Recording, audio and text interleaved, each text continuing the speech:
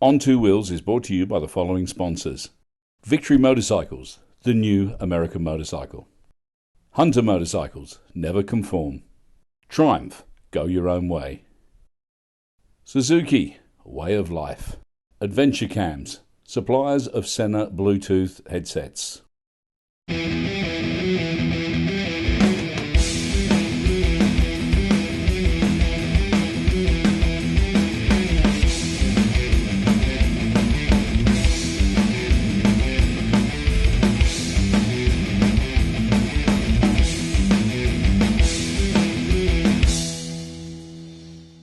Well, here we are, 4th series. We've made it.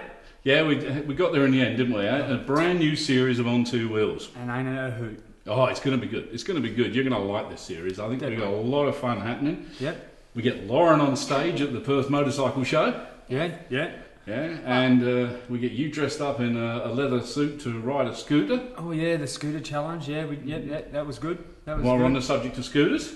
Oh, there'll be a Scooters for Hooters Day as well. Scooters for Hooters. Yeah. Is that what I said? Yeah, you did. Yeah. Oh, we've got great new sponsors. We've still got Hunter Motorcycles. Welcome them back. Triumph, we welcome back. Yep. Suzuki, welcome to Suzuki. We've got Suzuki on board now. Also Adventure Cams. Adventure Cams, Steve from Adventure Cams. We've also got a major sponsor, Victory Motorcycles. Yes. I can't wait to be riding them around the streets. Yes. The new or the other American motorcycle. Well, the one that holds together, they say. We mustn't say that. You never know. One day we might need them. Okay. Never burn your bridges. And of course, I've been looking around for, every TV show and everything's got sponsors with soft drinks, right?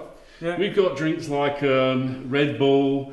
You've got all the Mother. That tastes terrible, that does. Yeah. What's that other one? Blue. They didn't want to know us. We're not their demographic. There's loads. Hang on a minute. I've just got it. I'm going to go and get it. Hang on. Yeah, great. What do you got? And what have we got?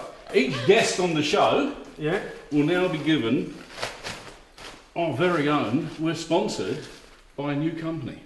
Go on, Lauren, read it out. Who is it?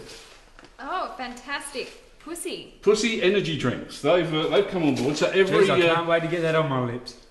I have a feeling we made them set up. I knew this was going to happen. This is no way. Keep going and going. Is this for real? It is for real. It's real. It's actually owned by the Branson kids. They're adults now. Sensational. But they'll get a 4-pack of pussy to take home. So sensational. Yeah, so I think that's pretty good of them. Thank you very much to Pussy Energy Drinks. They're with us as well. You're holding it. Yeah. Well, I've got one in my pocket. Pussy in my pocket. And first of all, for the series, I'm going to go for a ride on this BMW K1300. I've had the K1300 now for 4 days, and it's unbelievable how it handles. When I first jumped on it, I thought, geez, it looks like a ZZR 1100. Feels like a ZZR 1100, and they were, back in the day, a nice bike to ride, but still weren't nothing like this. This is standard, comes out with awesome tyres. I pushed it through the Weir. Through the Weir Road in Mundaring, and that's got to be one of the windiest roads in Perth that you can ride and ride safely. And it did not want to step out of line. With the traction control, it had no problems around the tight corners. ABS braking, I could slam the brake on if a car come up, and there was no drama at all. It just pulled up very nicely. Didn't lock the back wheel or the front wheel or nothing like that. So it was pretty good to ride. Very impressed with it. Also, cornering, you think with this, it's got a 60 degrees rake angle, which means the steering head angle is actually 60 degrees out, whereas the S1000RR and all your R1s and etc. are a bit closer, whereas this, I thought, it's not going to turn as well, but you didn't have to hang off it, you didn't have to pull it through the turns, it just fell into the corners very nicely. It also has this new suspension on the front. They no longer run original forks. They actually have a shock absorber mounted up under the petrol tank and run 2 main legs like the old Springer type, but a little bit better technology than the old Springers. And I thought it would handle a bit rubbish, but no, it was very well. Also, you can with changing the suspension as you're riding, you can change it from sports to comfort to normal. I didn't find much difference with the changes, but I noticed with the sports one it was a bit more rigid, which is good for something like this. Then you can actually throw it in a bit harder, and you can ride it a little bit harder, and it doesn't wallow through the corners. But then you can switch it straight back to comfort, and it just rides like a nice old bike, which is good. So you don't have to actually push it so hard. It also it's a shaft drive. Best thing about shaft drives is, I think, I don't notice a difference between shaft drive and chain drive. Everyone says, oh, there's a difference, you can feel the difference. I can't feel the difference. I've been riding motorcycles for donkeys, and I can't notice a difference. Only thing I notice is when you get home, you don't have to wipe your wheel full of chain lube.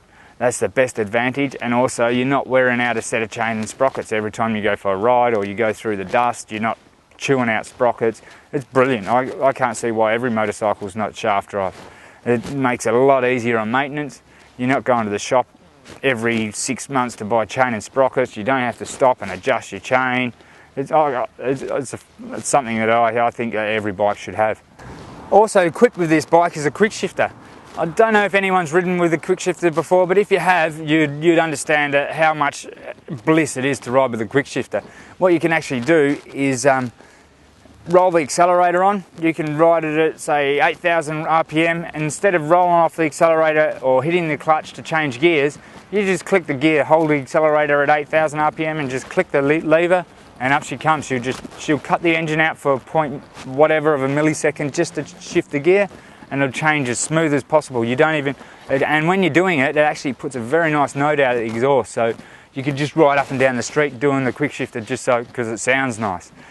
Also equipped with this bike is ABS. The ABS is unbelievable. Like some ABSs are different. They shutter. They feel like the back wheel shuttering. But this one, you just feel the lever. It actually pulsates. It feels like the swing arms coming up and down on the old school drum brakes when you have the old, and it feels totally out of this world. But you can press it as hard as you want, and it's not going to go down anymore. But it does pull you up in a hurry. I was trying it out yesterday. I was doing high speeds and just grabbing a handful of front brakes, and it just pulled me up very nicely. So I didn't wash the front wheel out, and then I even went on a bit of gravel and tried it out as well. Same deal. It didn't step sideways. It didn't do anything uncomfortable. It just pulled me up very nice.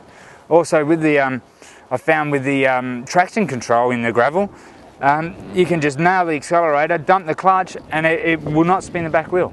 With all that revs on board, you think the wheel's just going to take off and start squealing, but it doesn't. It actually just goes and takes off very nicely. And doesn't step out, doesn't spin the wheel. It's just another thing that's getting better and better with these motorcycles. And you'll see with most of the super bikes, their bikes are doing the same thing. Instead of doing a big power slide out the corner, they're actually doing the same. They're leaving skid marks as opposed to one big skid mark.